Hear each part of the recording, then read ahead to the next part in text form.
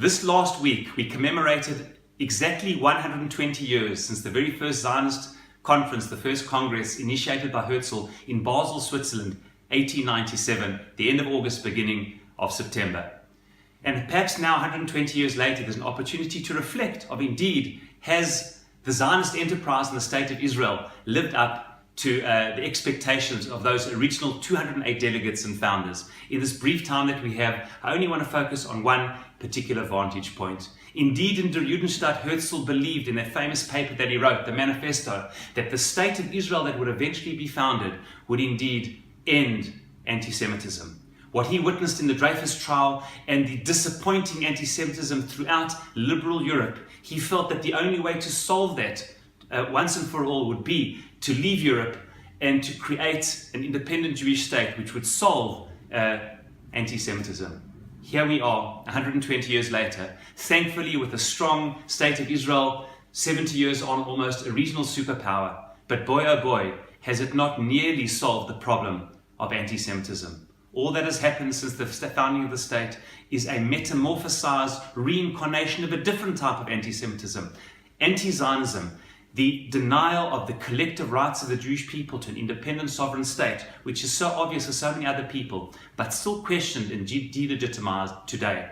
Whereas Herzl saw the normalization of the Jewish people, living a normal, peaceful life, away from bothering other people, here we have seemingly living by the sword, an abnormal existence.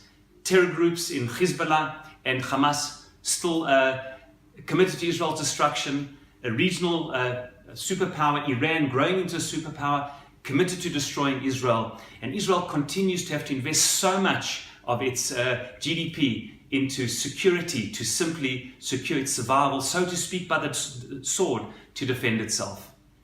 What sense can we make of this? Please watch the following very short DVD by one of the founders of J Street on his reflections of what it would mean if Israel has to continue to live by the sword, so to speak, investing in its own defense. Look, bottom line,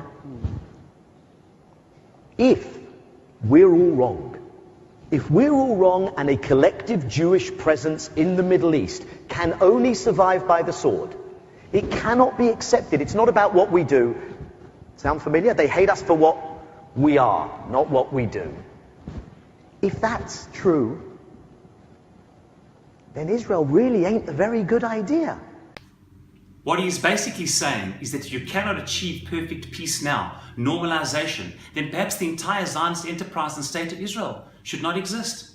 There seems to be an underlying expectation that Israel should be like Sweden, Canada, New Zealand, living in peace with all its surroundings, just another normal country.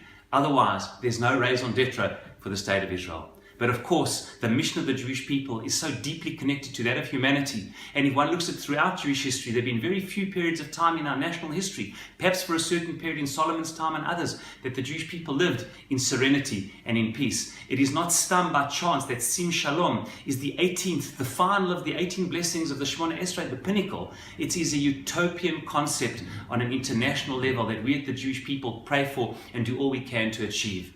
But it is utopian.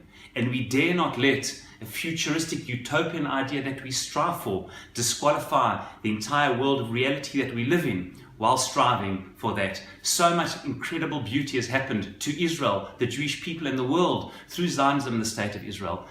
Yet, and of course it comes with certain complications, but such is the nature of a realistic life. And I want to end and say that the final two words of this week's Haftara of Ki Tavo from the 60th chapter of Isaiah perhaps capture it so beautifully. Isaiah says the redemption in the future will be with two contradictory words, Be'ita achishena. It will be in its time and I will hasten it. The Talmud in Masechet Sanhedrin says, what do you mean? How can it be in its time, at its designated time, and you will also hasten it? Hasten it means bring it before its time, because there's often different scenarios. If we are zoche, then things happen in are sped up. But if we're not zoche, if we don't merit it, it follows a certain process and things happen in their time. We hope and pray that all the utopian values that we pray for, like world peace and peace within this region, come immediately. But sometimes it is be'ita, it comes in its time. And instead of delegitimizing the entire process based on the challenges that we have, we should rather embrace these challenges, even if it means continue to defend ourselves, for many, many years to come, which we hope and pray that we won't need to. But as long as we do, to continue focusing on the tremendous march of the Jewish people towards bringing so much beauty, good, and light and redemption to the Jewish people and to the world. And as we march forward, Be'ezrat Hashem, we hope and pray that the light will shine forward and we ultimately will be zocher, we will merit all the utopian ideals of world peace, of spiritual meaning to life that we daven, pray, and hope for. Shabbat Shalom.